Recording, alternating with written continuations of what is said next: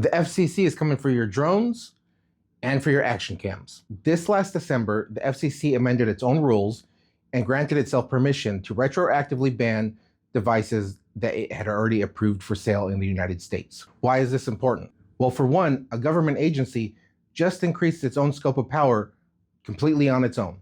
This was done without action from the president or Congress. The FCC currently has a vendetta against a company called DJI, which is a maker of many drones and action cameras, such as these right here. It has already banned DJI from selling new models of devices in the United States. The FCC is saying the reason for the bans are for national security issues and the fact that the companies are Chinese. They are saying because the companies are Chinese, they pose a significant risk to the United States citizens. They also say this could incentivize US companies to start producing drones. For the last few years, the FCC has been stating that they have information that proves their national security points. However, to this day, they have not released one piece of evidence to support their claims to the public.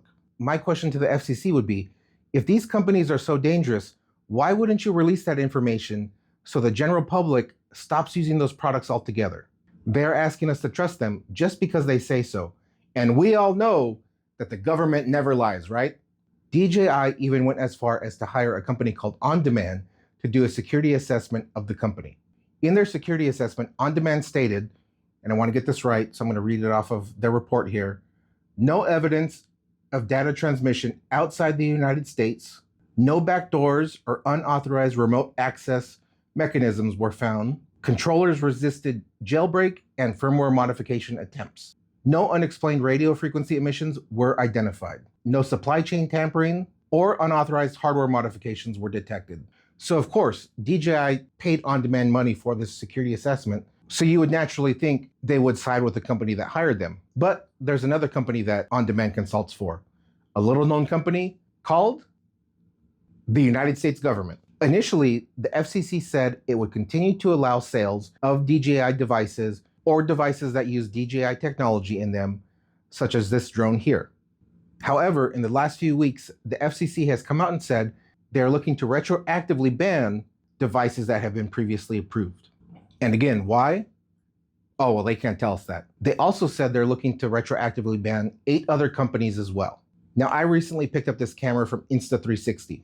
It's very similar to the DJI Osmos, another action camera. Currently, Insta360 is not on the naughty list, or as the FCC calls it, the covered list, which means they're fully able to bring new products to market. However, it is also a Chinese company. The only difference is right now, it does not carry the same name recognition as DJI. However, that is starting to change. Being a Chinese brand, the government could make the same potential argument against the Insta360. And right now, as it stands, the FCC is stating, if I have this device or this device that I already purchased, I'm allowed to keep it and continue to use it. However, what's from stopping them to say, you have to surrender this and you have to surrender this? Because it's a national security risk. Why?